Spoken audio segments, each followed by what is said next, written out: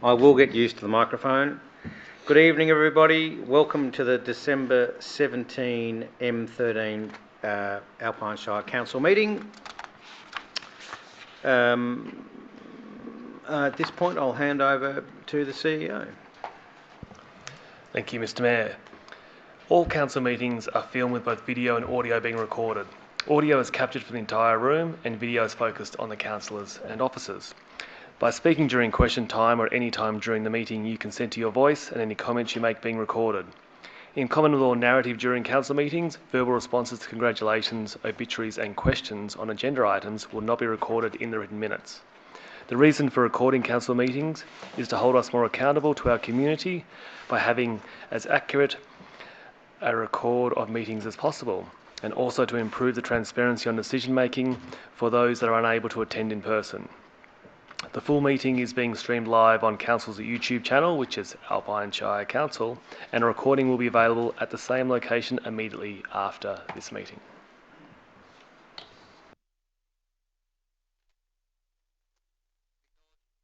Acknowledgement of traditional custodians and recognition of all people.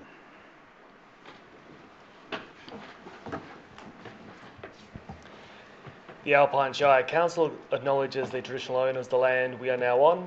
We also acknowledge those people who have contributed to the rich fabric of our community and strive to make wise decisions that will improve the quality of life for all. Thank you. Excuse me.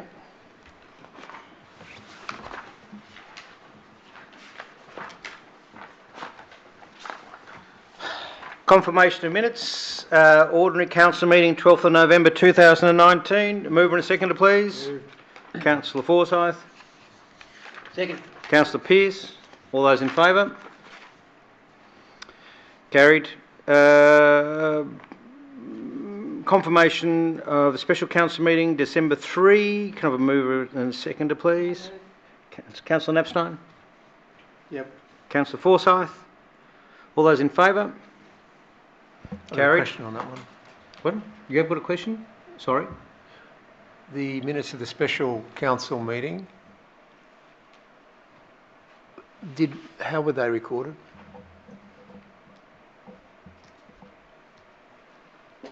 Is the question they recorded, the minutes recorded in writing? Is your question was it recorded on YouTube? We had a technical error that evening, and unfortunately that wasn't recorded on YouTube. Thank you. Could we note that, please? Apologies, of which we have 3. Councillor Janis, Councillor Keeble and Councillor Nicholas. Obituaries and congratulations from my left. Darryl.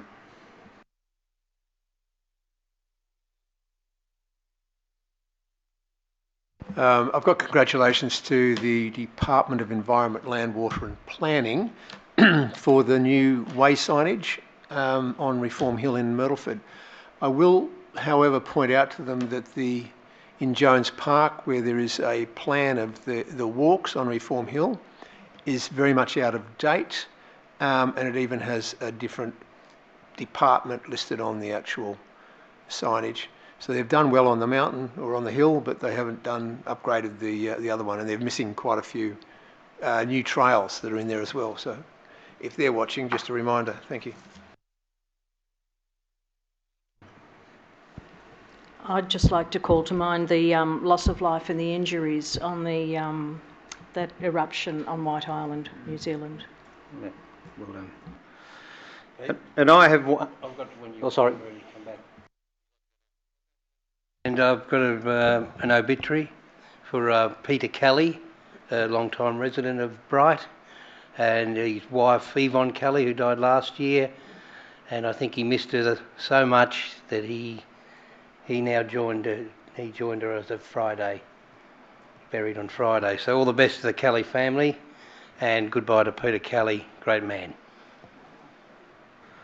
And I have one, and it refers to the man seated to my right, the CEO of the Alpine Shire, who last week tendered his resignation to finish at Alpine Shire on the 10th of March. I'm sorry to see him go, as is the rest of council. Charlie's done a good job. He's done a very good job, actually. No, I'm sorry to see you go, Charlie.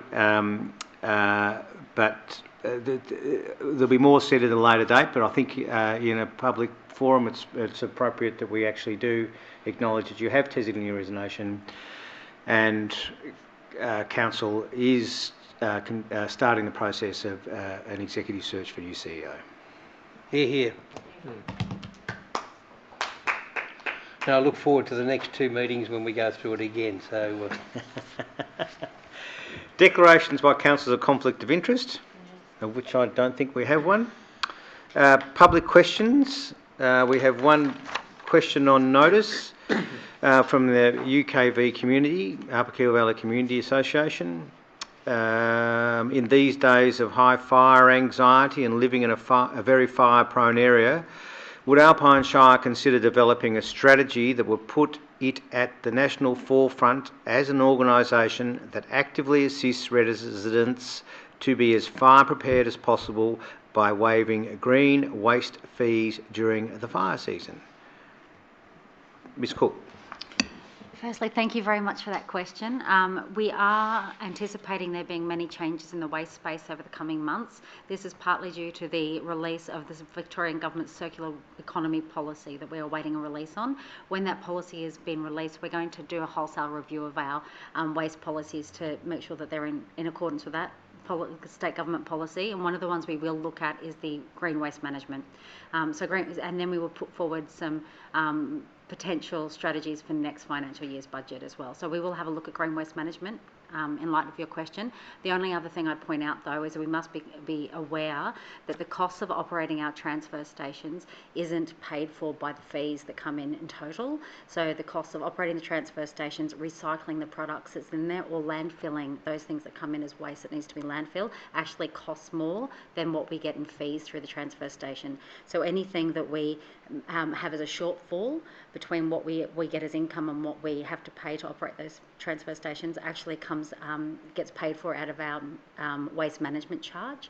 So when we do put things through as free, we actually end up with occasionally having to increase that charge to pay for the shortfall. So I'm just making sure that's clear. But thank you.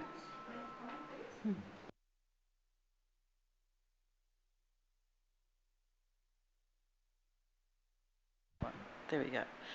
When I was formulating the question for the UKVCA, I of course was inspired by a vision in which stories in all of the national, if not international media were talking about how wonderful Alpine Shire is being responsive to this sort of concern that people had.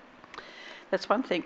The other thing is I think I'm actually a major contributor to the waste thing, because like last summer I spent something like $350 taking green waste to the transfer station, and I think that is pretty exorbitant because I'm already paying very high fees.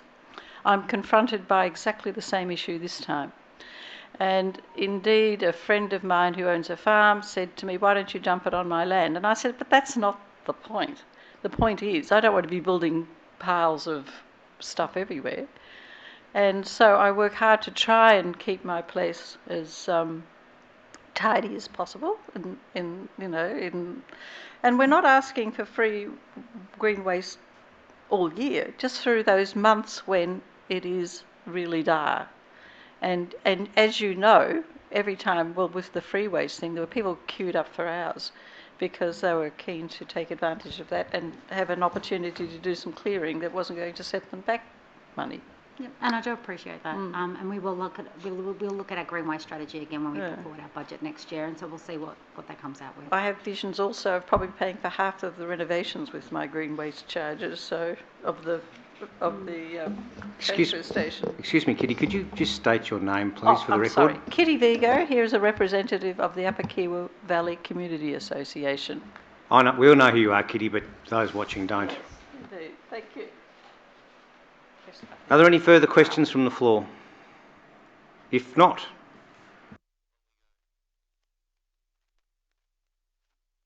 can't I? Presentation of reports by officers. 8.1, Chief Executive Officer Charlie Bird.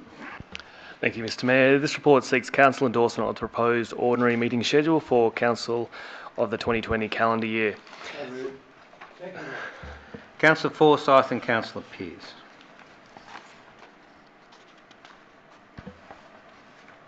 As read? You'd like something said about this? No, is it as read? As read. Yeah, no meeting in January, and Mount Beauty gets one on the 3rd of March. Myrtleford gets one on the 7th of April. No further questions? No. All those in favour? That looks like it's carried. 8.2 is the next one, isn't it? 8.2, Director of Assets, Will Jeremy, Regional Infrastructure Fund. Thank you, Mr Mayor. An opportunity exists for Council to seek funding to deliver upgraded and new infrastructure at Dinner Plain, at the Snow and the Mountain Bike Park. State Government of Victoria recently announced the Regional Jobs and Infrastructure Fund, under which we're eligible to apply for up to $500,000 per project at a funding ratio of 3 to 1, being 3 from the Government and 1 from Council. Closing date for these applications is 18th of December 2019. So, winding the clock back, in 2017, Council committed to deliver $1.5 million of new and upgraded capital works in Dinner Plain by the end of 2027, and approximately $1 million of this commitment is yet to be allocated and is available to match government funding. The estimated cost to deliver the works proposed in this Council report is $1.4 million, with $500,000 to be sought from grant funding and the remaining $900,000 from the commitment that's outstanding from 2017. This Councillor Forsyth, Councillor Pearce. Councillor Forsyth. I just note that we are, pardon me, using up to 900,000 of that 1 million that had been set aside, and I believe also that option 1, the 1.4 mil option, was the one that was agreed to by the majority of people up there on Dinner Plain. Thank you. Councillor Pearce. Oh, I just noticed that it closes on the 18th, Tomorrow. tomorrow. How quick we get our application? It's online down the chute. Thank you, Councillor Pearce. So the application is ready to go. We just need to press the button, but we are required to seek Council's commitment to the Brights Town Centre from 50 kilometres an hour, which it currently is, to 40 kilometres an hour. We've received significant feedback over recent years from numerous locals and visitors saying particularly that Great Alpine Road at Gavin Street is unsafe and difficult to cross at busy times, but also feedback relating to other areas within the CBD.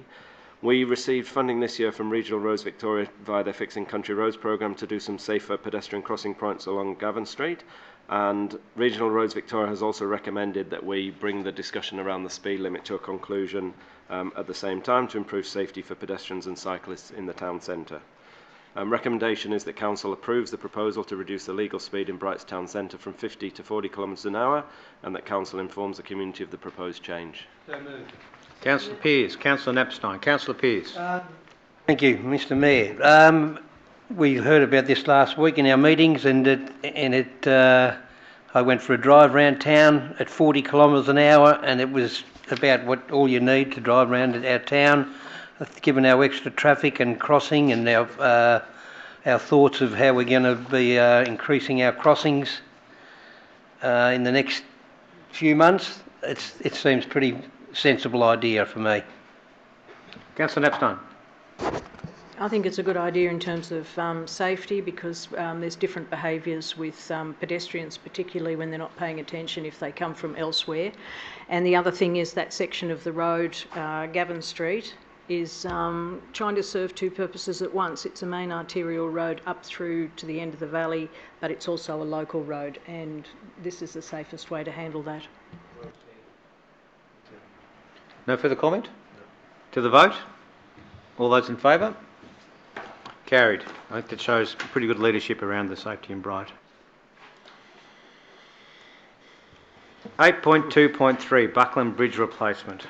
Thank you, Mr Mayor. This report relates to the award of a contract for the construction of a new two-span, two-lane bridge adjacent to the existing bridge on the Buckland Valley Road over the Buckland River. Works include construction of bridge foundations, installation of a precast concrete deck beam, cast in situ concrete deck, new road approaches, pavement construction, ceiling works. The bridge over the Buckland Valley is an old bridge and it's at the end of its life. The load limit's been progressively reduced as we've carried out inspections of the bridge, and it's now at 8 tonnes, which is insufficient for the vehicles that need to cross over that bridge. We've secured significant funding from both DELP and from the Regional Road Victoria to allow us to upgrade the bridge.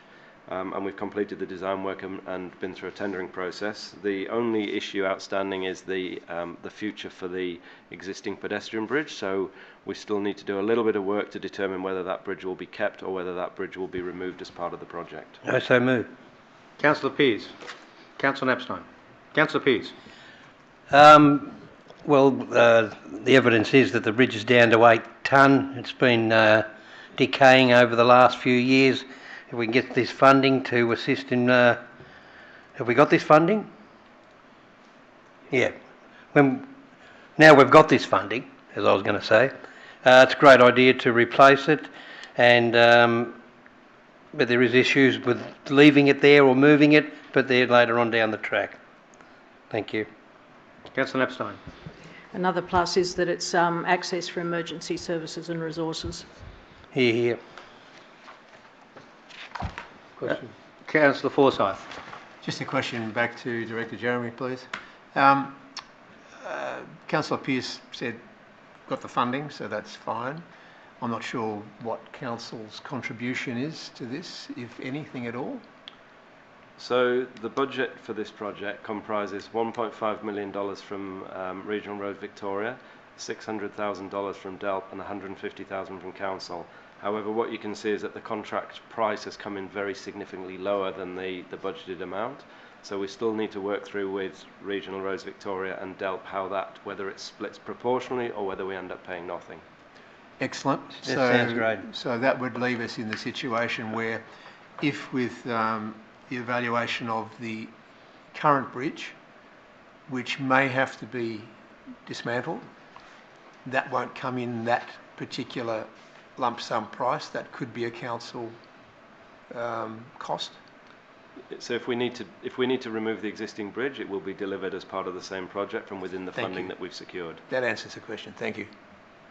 Assuming there's no further questions, we'll go to the vote. All those in favour? The council awards the contract. Well said. 8.2.4 resealing. Thank you, Mr. Mayor. This report relates to the award of Alpine Shire Council's resealing spray seal tender. So we undertake road resealing each year as part of the local roads renewal programme. This year we're in the Upper Ovens Valley, so we rotate each year. We do the Upper Ovens, then the Kiwa Valley, then the Lower Ovens. So this year we're in the Upper Ovens with resealing to be carried out in Wandee, Porpunka, Brighton, Harriettville. Total road area of 68,000 square metres, which is approximately 13 kilometres in length, scheduled to be resealed this year. We've been out to a public tender, evaluated the tenders and the recommendation to award to Downer EDI Works as they best meet the selection criteria. I so move. Councillor Pearce. Second. Councillor Forsyth. Councillor Pearce. Well, it's around my neck of the woods, Wandillagong, Bright. It's a good effort. Council does this, you know, in a circular basis around our shire, and you know, just when you think our roads are getting a little bit out of hand, we're around there patching them up. So I think it's a good thing. Councillor Forsyth. No comment. Councillor Knapstein. Just a quick question around the consistency of the material used, that it will be responsive to the higher end of the temperature ranges that we're going to be experiencing. Thank no you. runny. Yeah, thank you, Councillor Knapstein. That's correct. So the specification for the material takes into account the expected range of weather conditions that we see in this area. All those in favour? Council awards a contract. 8.2.5 Dinner Plane Event Funding Program 1920. So this report relates to the recommended distribution of funding to support events in Dinner Plain. So we've came to the Ordinary Council meeting in November, and Council endorsed a total of $25,500 for financial support to events in Dinner Plain. What was notable about the first round of funding, though, was that there were no external applicants, so all of those events were to be delivered by Council. Subsequent to that, we got some interest from the Sled Dog Challenge and the G-Bung Polo, and we reopened a new round of funding to give them the opportunity to put in a funding application. Through that funding round, we've received what you see in the report here, which is a number of applications for the Dinner Plain Residents and Business Operators Society, so DARBOS, and also an application from the G-Bung Polo. What you see in the table here is an assessment that was carried out by an assessment panel which comprised some members of the Dinner Plain business and residents community, as well as council officers. Sorry, I'll Councillor Forsyth? It's up on the hill. do you need a second? Yep.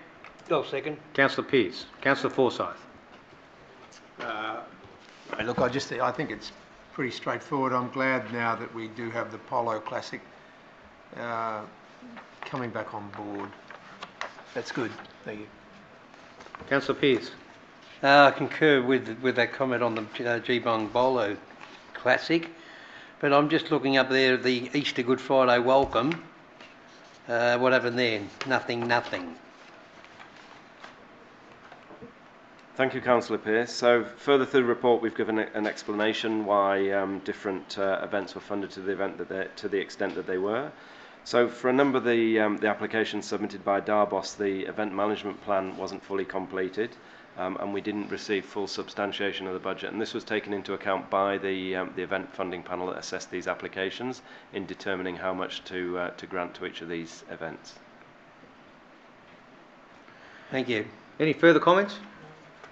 Go to the vote. All those in favour? Carried.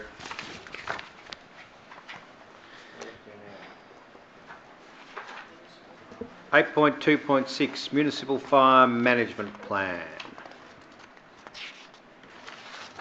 Thank you, Mr. Mayor. This report relates to the adoption of Council's updated Municipal Fire Management Plan, an administrative piece of work that's been through the Municipal Emergency Management Planning Committee. So Council's required to prepare and maintain a Municipal Fire Management Plan according to the Country Fire Authority Act of 1958. So we've been through the process of updating this. It's been to the MEMP Committee and they've endorsed it, and it's now come to Council for Council's endorsement. Key changes are noted in this report. Councillor Knapstein, Councillor Forsyth, Councillor Knapstein. Councillor Forsyth? Just one thing, I believe, was it Karen that worked on this particular thing and also the upcoming one? And I believe there's a lot of work done, so would you just pass on the thanks from up here, please? Thank you, will do. Any further? All those in favour? Carried. 8.2.7 Municipal Emergency Animal Welfare Plan. Thank you, Mr. Mayor. This report relates to the adoption of Council's updated Municipal Emergency Animal Welfare Plan. So a very similar story to the previous report. Council is required to prepare and maintain a Municipal Emergency Animal Welfare Plan to comply with the Victorian Emergency Management Act 1986. So we've been through a process of updating the plan. It's been through the MEMP Committee, they've endorsed it, and it's now coming to Council's endorsement. And again, we've noted the key changes to the document in this report. Moving to seconder. Councillor Knapstein? Second. Councillor Pearce? Councillor Knapstein? Yes, more housekeeping, but I just want to query the policy implications. The recommendation is consistent with the following strategic objective.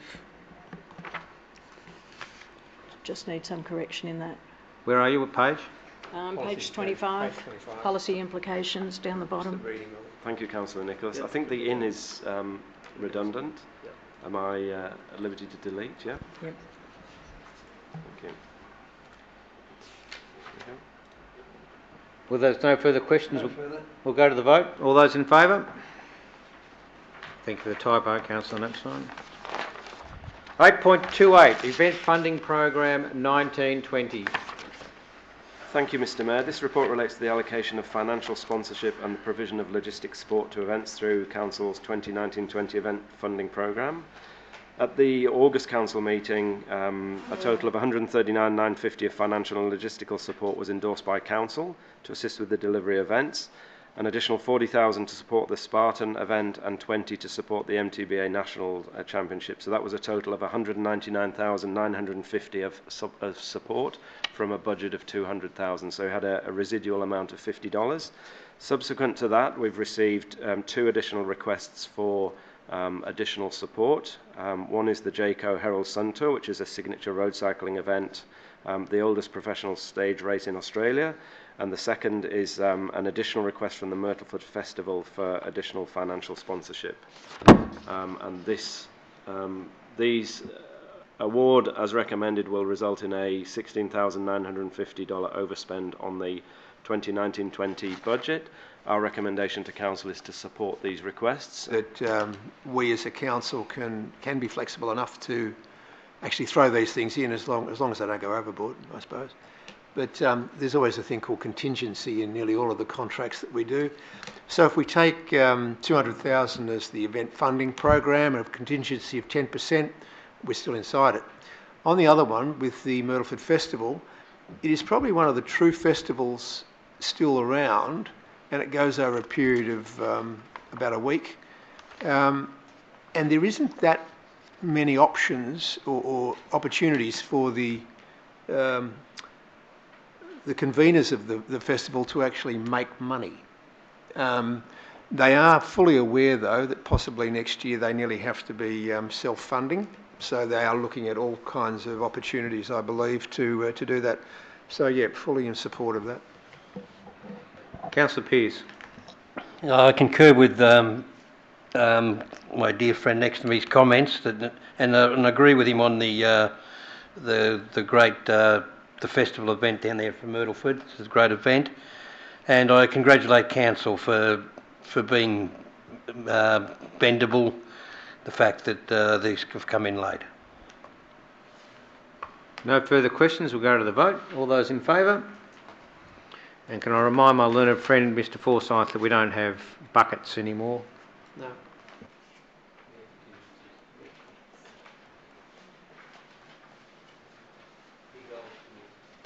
8.3.1, appointment of councillors to represent the council on committees and boards. Ms. Cook.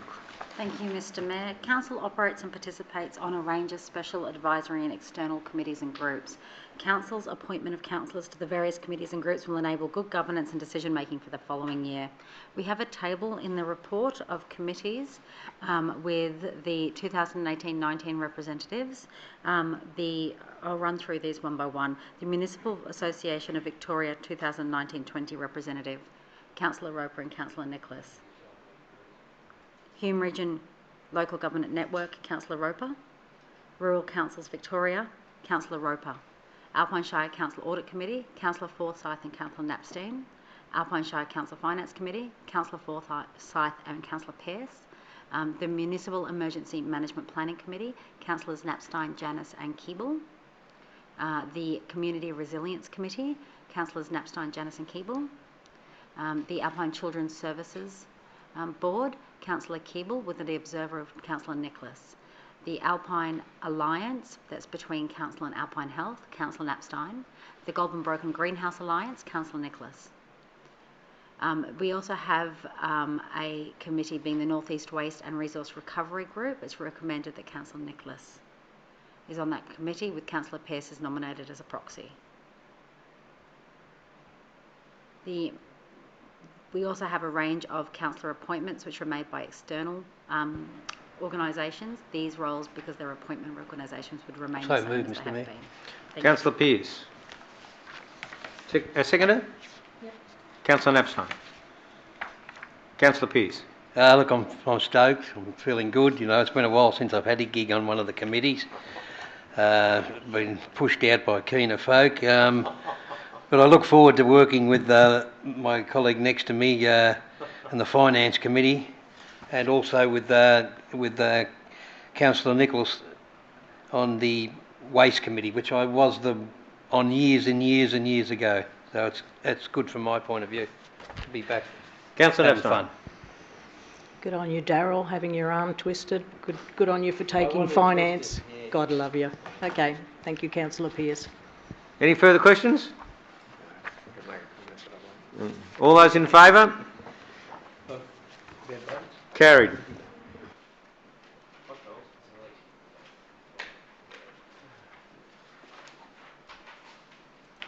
(8.3.2) Designation of restrictions on the consumption of liquor on council land during the Brighter Days Festival 2020. Ms. Cook. The purpose of this report is to recommend that Council approves restrictions on the consumption of liquor on Council land under Clause 2.2.1 of the Community Local Law 2019 during the Brighter Days Festival from March 6th to 8th, 2020. The Brighter Days Festival will be licensed to allow the consumption of liquor within a designated event precinct of Pioneer Park, Bright. The event will finish at 10 o'clock each night. However, Council's local law permits the consumption of alcohol outside of the designated areas in the town centre. So you might be aware that the current local law restrictions are for the period of 10 p.m. to 7 a.m. nightly. However, if you look at those maps, it's quite a constrained area within the centre of Bright. This proposed change is to simply extend that centre out for the period of the 3 days of the Brightest Day Festival, so that when the liquor licence section of the festival ends, as people exit the festival, the alcohol restriction will be in place to avoid confusion between the boundaries between the end of the festival and the beginning of the CBD. That is the only proposed change for this alcohol restriction. Got a mover and a seconder? Councillor Knapstein? Second. Councillor Forsyth? Councillor Knapstein?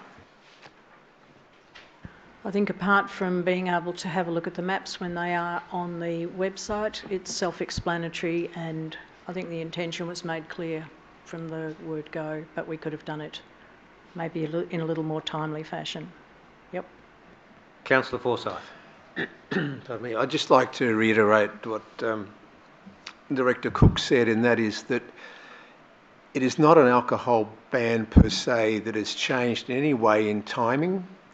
We have in place in the Alpine Shire a ban from 10 till 7 in the CBD. All we are doing is extending that map, not the time. So it isn't a total alcohol ban at all. Okay? Councillor Pearce, you have a question? No questions. No questions? No further questions? Well, To the vote we go. I just want to come back. I've had a question there. I'm just questioning my colleague when his comments. It is a change. There is a change, and the change is that the area is extending. So there is a slight change when you Not can't. the time though. You real. But the time was still midnight till 7 a.m. on the other, or what?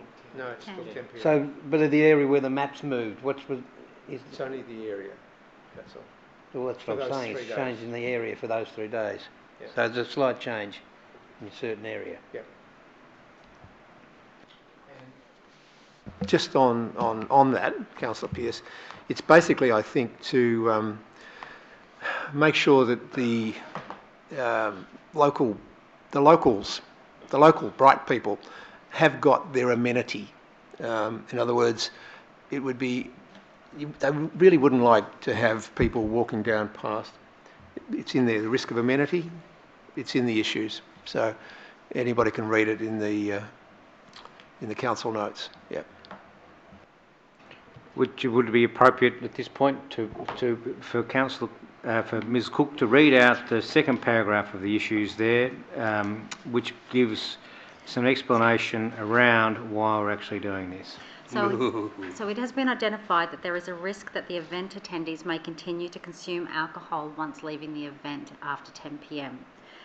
This poses an amenity impact risk to residents, as well as to other issues associated with injury for people leaving the venue while consuming liquor. So the risk assessment panel recommended that council introduce this ban.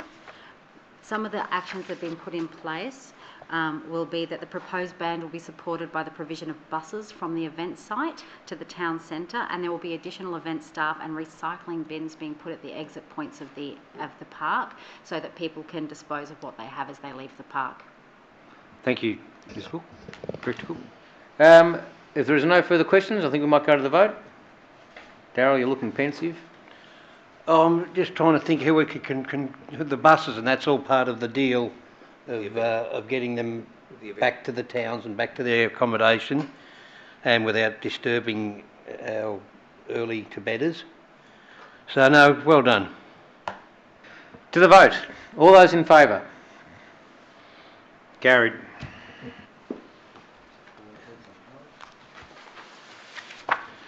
8.3.3 Finance Report Quarterly Review. Thank you, Mr Mayor. The purpose of this report is to note the Finance Report Quarterly Review for the period ending 30th of September 2019.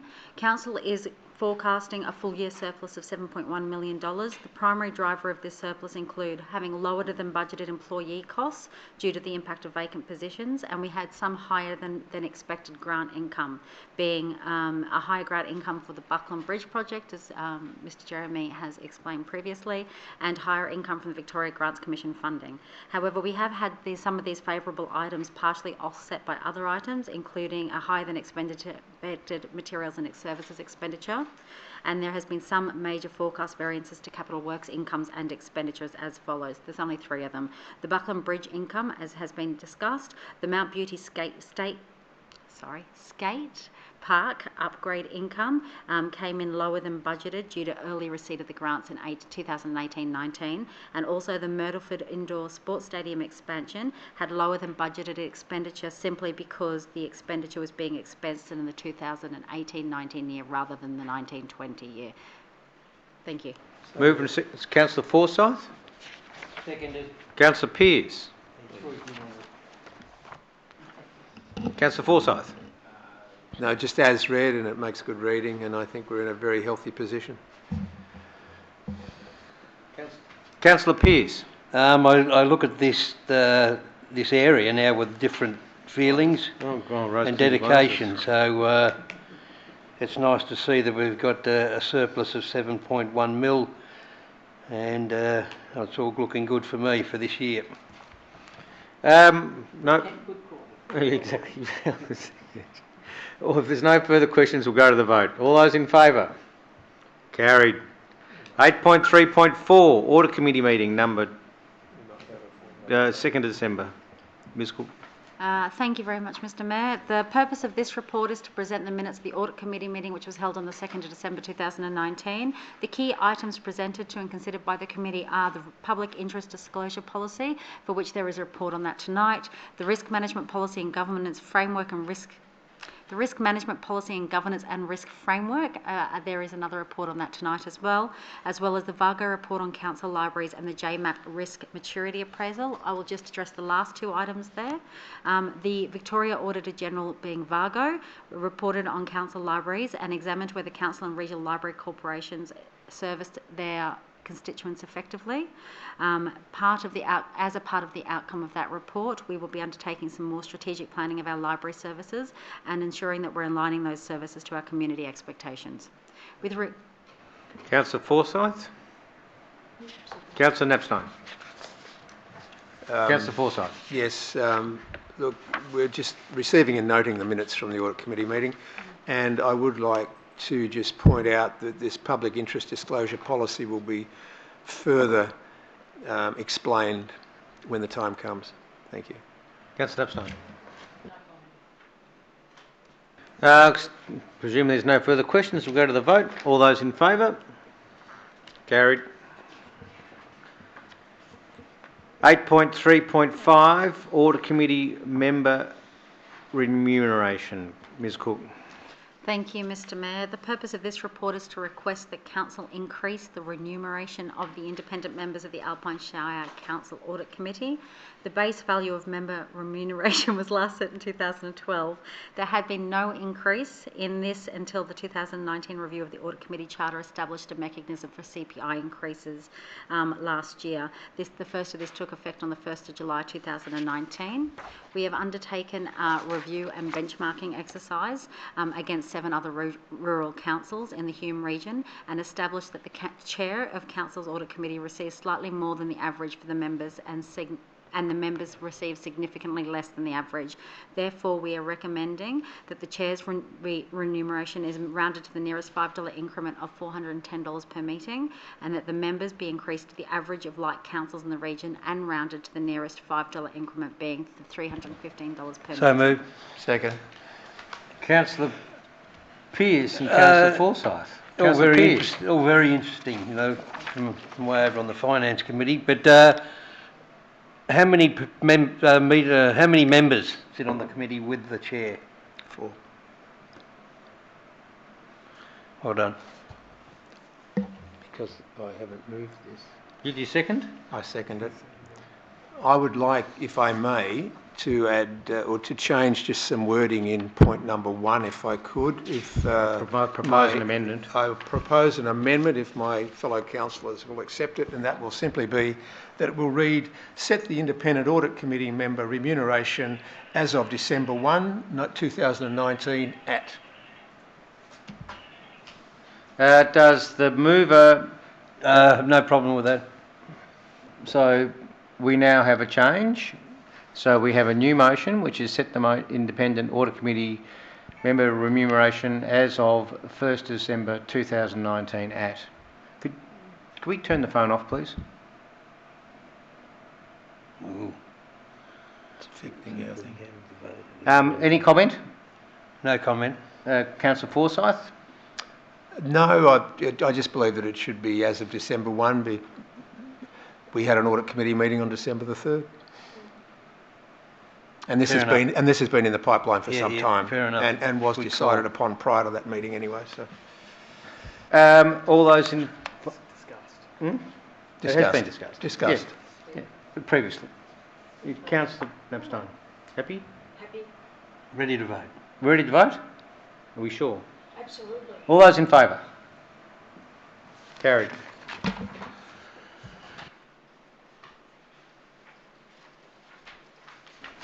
Eight point 3.6 Public Interest Disclosure Policy. Ms Cook. The purpose of this report is to provide Council with an overview of the changes to the operation of Victoria's integrity system and the subsequent need for Council to revoke the current version of its protected disclosure policy, being policy number 92, and replace it with a new version which is updated to align with the legislative change and has been renamed the Public Interest Disclosures Policy. Victoria's public interest disclosure scheme is important in ensuring that people who report improper conduct and corruption in the Victorian public sector can do so with confidence that they will be protected. Protections include keeping confidential the identity of the person reporting improper conduct and protecting them from possible reprisals, including bullying, harassment or legal action. The new legislation comes into force on the 1st of January 2020, and the amendments to this policy will be adopted from that time as well to keep us compliant with the new legislation. Thank you. Councillor Forsyth. Councillor Pearce. Councillor Forsyth. I think it's important that everybody else, including me, should actually read through this one. It is a change. It's state government that are not imposing things, but asking us to be aware of what's around us and be able to make comment if we find we need to. But I think everybody needs to know what to do if they ever need to, if that makes sense. Councillor Pearce. I concur with my dear colleague, and yes, I will be reading it.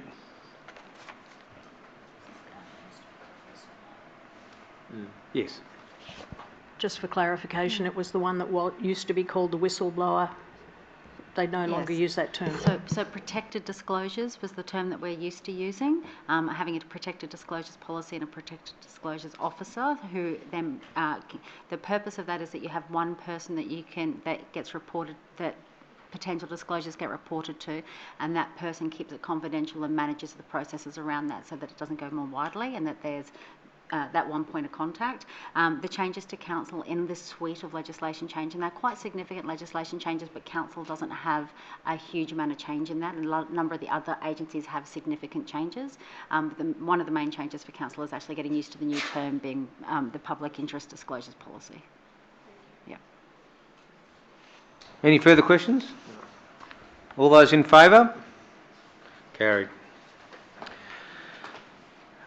It's a big book tonight, Ms Cook. 8.3.7, Risk Management Policy Review and Governance and Risk Framework.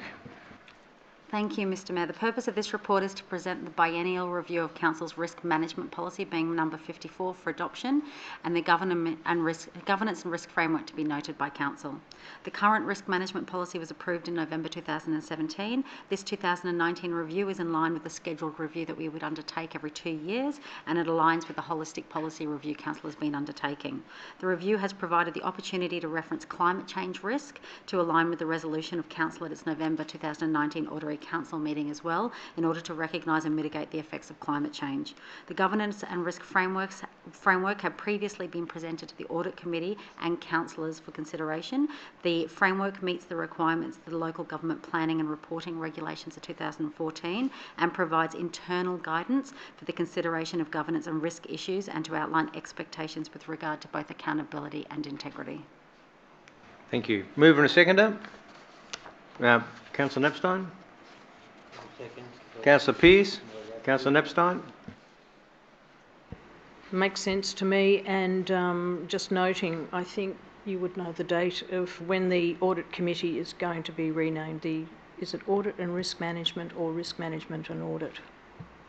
Yeah, I believe that it's the Audit and Risk Committee, and that will be aligned with the transitional dates in the new Local Government Act that comes into force next year. I don't have that actual transition date to mind right now, but it will be next year sometime. Thank you. Councillor Pearce. Sorry, Councillor Pearce.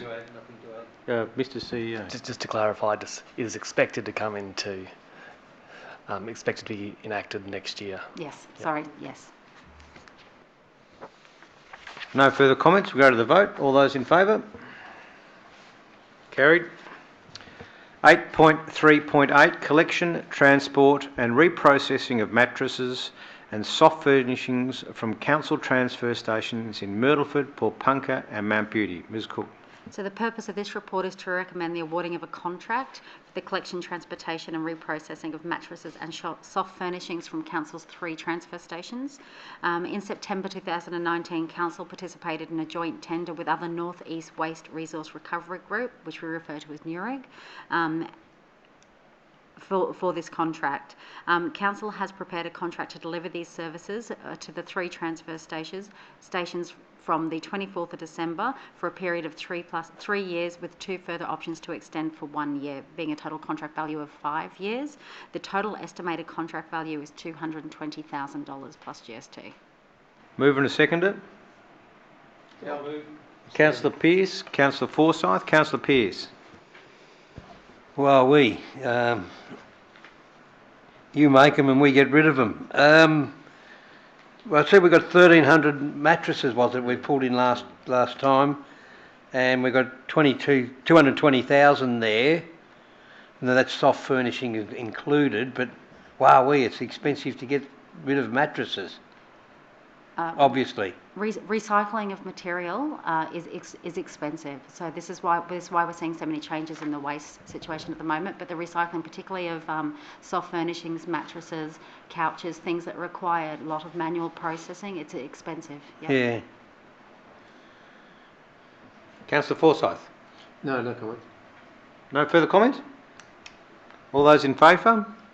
Contract awarded.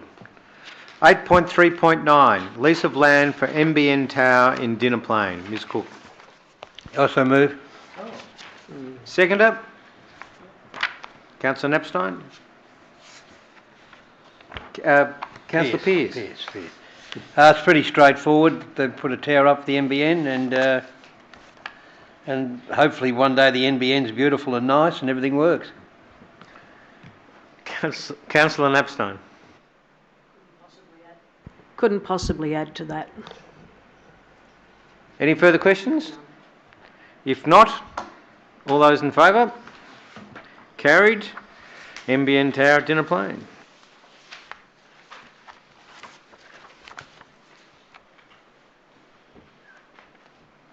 (8.3.10) Airport service lease for aircraft hangars at Paulpunka Airdrome. Ms Cook. We have 3 leases that have been prepared for hangars on land contained in Lot 1 Planner Subdivision PS 612929, 266 Buckland Valley Road, Paulpunka, for 10-year terms, with a second 10-year option. The purpose of this report is to seek approval to execute these leases at the Paulpunka Aerodrome for the purpose of erecting aircraft hangars. Thank you. Mover and seconder. Councillor moved. Pearce. Seconder. Councillor Forsyth. Councillor Pearce. Look, I love the Poor Punker airstrip, and I've been involved with it on and off for many a year, and it's come along really well. You know, we bought it in my time of council, and it was just an old paddock with a couple of sheds on it, and now you look at it, it's continually cared for. There's, I don't know how many hangars, new hangars even, there's probably 8 or 10 hangars there at least now, and new area of hangars down one end. It looks good, and it's a great asset to the Shire for more than just recreation, and for other safety issues as well. Councillor Forsyth. No. No further comment? None. All those in favour? Carried. Number 9, Assembly of Councillors. That the summary of assemblies of councillors for November-December 2019 be received. Can I have a mover and a seconder? Move. Councillor Pearce, Councillor Epstein, all those in favour? Carried. General business from my right. Councillor Epstein, any general business? None, thank you. Councillor Forsyth? Just Merry Christmas. Councillor Pearce? Ditto. 11 motions for which notice has previously been given, which there's none. And 12, reception and reading of petitions, of which there's none. 13, documents for sealing. So moved. Councillor Forsyth and Councillor Epstein. All those in favour? Carried. Confidential items. We have a confidential item which I will refer to the CEO for the recommendation. Thank you, Mr Mayor. This following item has been deemed to be suitable for consideration in closed session in accordance with section 89(2)(d) of the Local Government Act, which in essence, due to contractual matters, is the reason for this. So the recommendation is that in accordance with provision of section 89(2)(d) of the Local Government Act, the meeting be closed to members of the public for consideration of a confidential item. Can we have a mover and seconder for that? Yep. Councillor Epstein? Yep. Councillor Forsyth? All those in favour? Carried. I hereby call the meeting closed at what time? The ordinary meeting closed at what time, Mr Jeremy? 7:56. I apologise to the gallery. We've got a small moment. If you were waiting to hang around to talk to somebody, we've got 5 minutes and probably be back again. But if you could kindly vacate and we can get the confidential stuff done. And Are you coming back, anyone? See you later. Merry Christmas. safe trip home. Merry Christmas.